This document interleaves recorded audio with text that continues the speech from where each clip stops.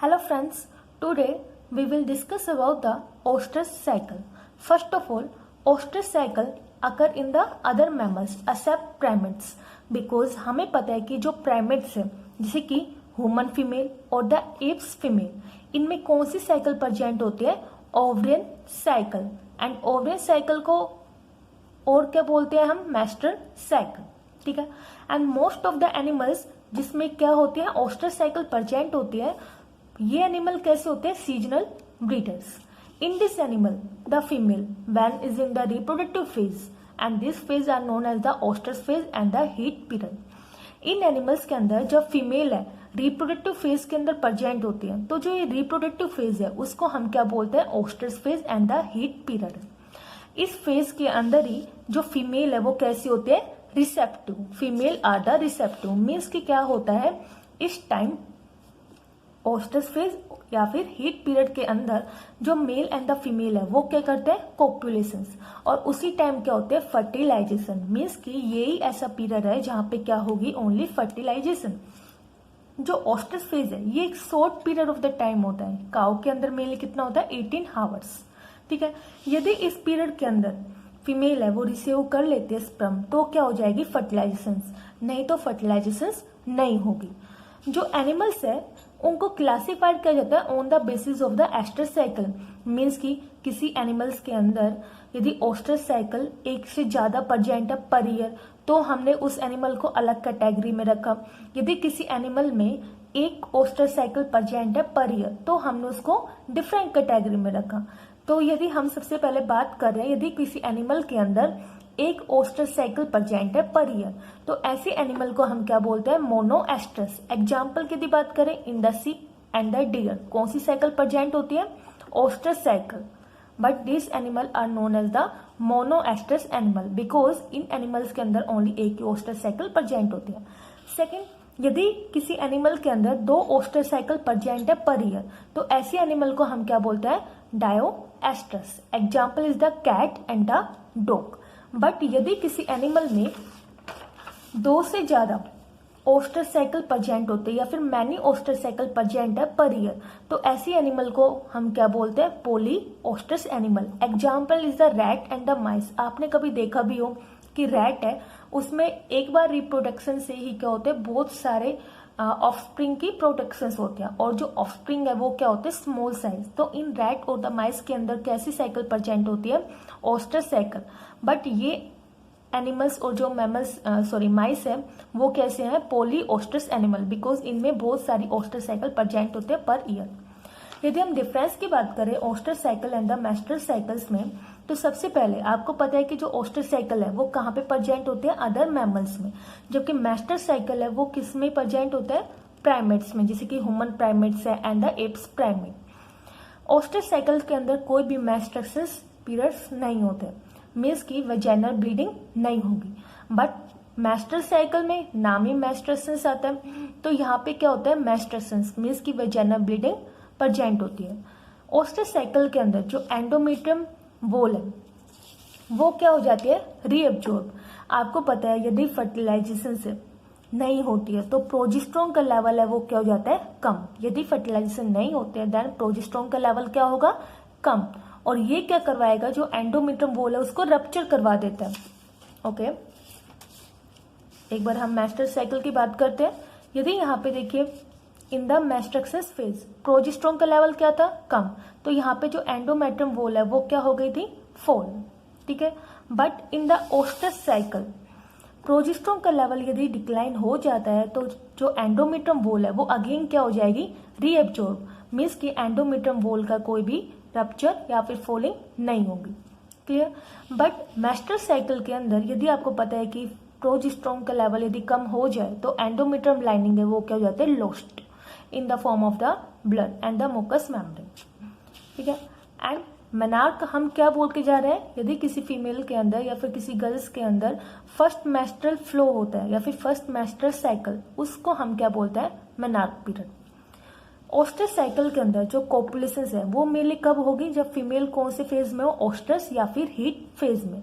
But menstrual cycle के अंदर copulation है किसी भी टाइम हो सकती है ईयर में. ठीक है. Any time of the year. Next हम बात कर रहे हैं phases of the oestrus cycle. जैसे कि मैस्टर्स साइकिल में 4 डिफरेंट टाइप के फेजेस होते थे। First is the menstruation phase, second is the follicular, third is the ovulatory and fourth is the luteal phase. Same thing oestrus cycle है वो भी divided होता है into the 4 phase. First is the proestrus, second is the oestrus, third is the metoestrus and fourth is the dioestrus. तो सबसे पहले हम बात कर रहे हैं प्रोएस्ट्रस फेज की। प्रोएस्ट्रस फेज की क्या होता है, बिल्डिंग अप। तो इसके नाम से पता चलता है कि यहाँ पे क्या हो रहा है, जो ओवरिन फॉलिकल्स है वो बन रही है। ठीक है, तो यहाँ पे जो ओवरिन फॉलिकल्स है उसका साइज क्या होता है, इंक्रीज। और ये साइज इंक्रीज कैसे हो रहा है, बाय द फॉलिकुलर फ्लूर। यदि फॉलिकुलर फ्लूर है उसके इंक्रीज होने की वजह से ओवरिन फॉलिकल का साइज क्या हो रहा है, इंक्रीज। अब आपको पता है कि जो ओवरिन फॉलिकल्स है उसकी क्या होती है, फॉलिकुलर सेल, जो क्या सीक्रेट करवा के जाते हैं, एस्ट्रोजन हार्मोन। ठीक है, सेम थिंग यहाँ पे भी क्या होते हैं, जो ओवरिन फॉलिकल्स है वो क्या सीक्रेट करवा के जाएगी, एस्ट्रोजन हार्मोन। और यहाँ पे जो एस्ट्रोजन हार्मोन है क्या क्या चेंजेस करवा रहे हैं, फर्स्ट इज जो यूट्रस एंड द वजाइना है उसको सीक्रेटरी एंड द ग्लैंडुलर बना रहे हैं। Uterus and the vagina become the secretory and the glandular and this is only from the oestrogen hormone and oestrogen hormone also increase the vascularity. Next जो फेज आता है वो आता है ओस्ट्रस फेज। इस फेज के अंदर क्या होता है, कोपुलेशन या फिर फर्टिलाइजेशन। ओके, तो ओस्ट्रस फेज को और हम क्या बोलते हैं, heat period. This is the period of the copulation. इसमें होता क्या है, जो वेजाइनल एपिथेलियम है वो थिक होगी and becomes the keratinise. And second is the जो ग्राफिन फॉलिकल्स है वो मैच्योर हो जाता है। Graafian follicles become the mature. तो एक बार मेस्ट्रुअल साइकिल की यदि बात करते हैं तो उसमें फॉलिकुलर फेज में क्या था, प्राइमरी फॉलिकल से ग्राफिन फॉलिकल्स में कन्वर्ट हुआ। क्लियर। देन ग्राफिन फॉलिकल से उसका क्या हुआ था, ओव्यूलेशन। तो यहाँ पे जो मैच्योर एग और द ओवम है वो क्या हो गया था, रिलीज, जिसको हम क्या बोल के जाते थे, ओव्यूलेटरी फेज।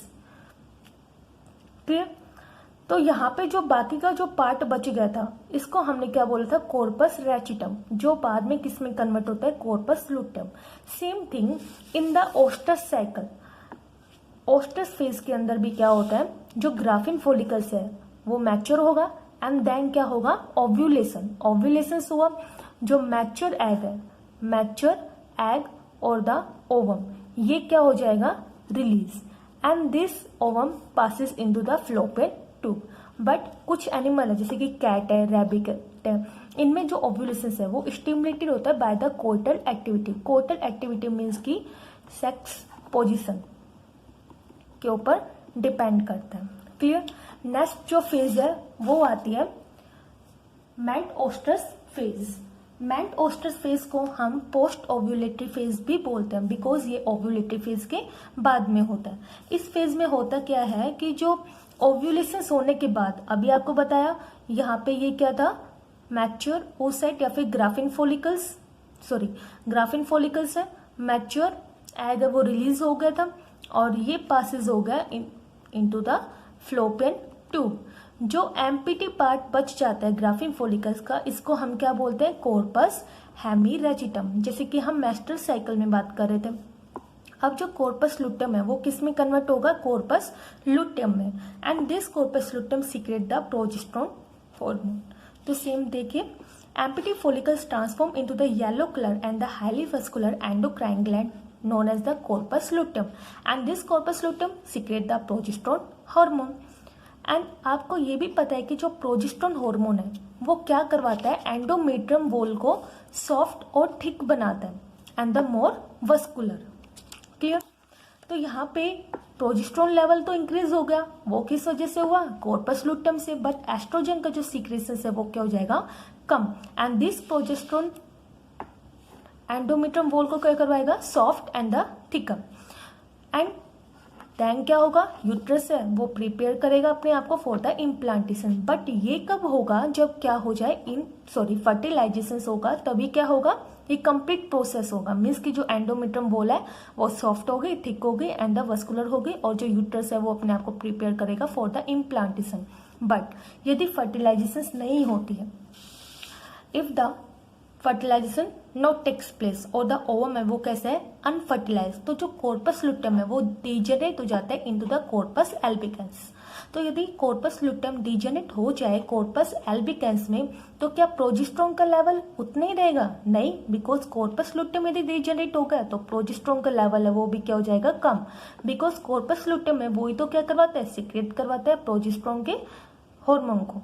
ठीक है, तो प्रोजेस्टेरोन का जो लेवल जैसे कम हुआ तो होना क्या चाहिए, एंडोमेट्रियम वॉल की रप्चर हो जानी चाहिए, फोल्डिंग हो जानी चाहिए, जैसे कि मेस्ट्रल साइकिल में होता है।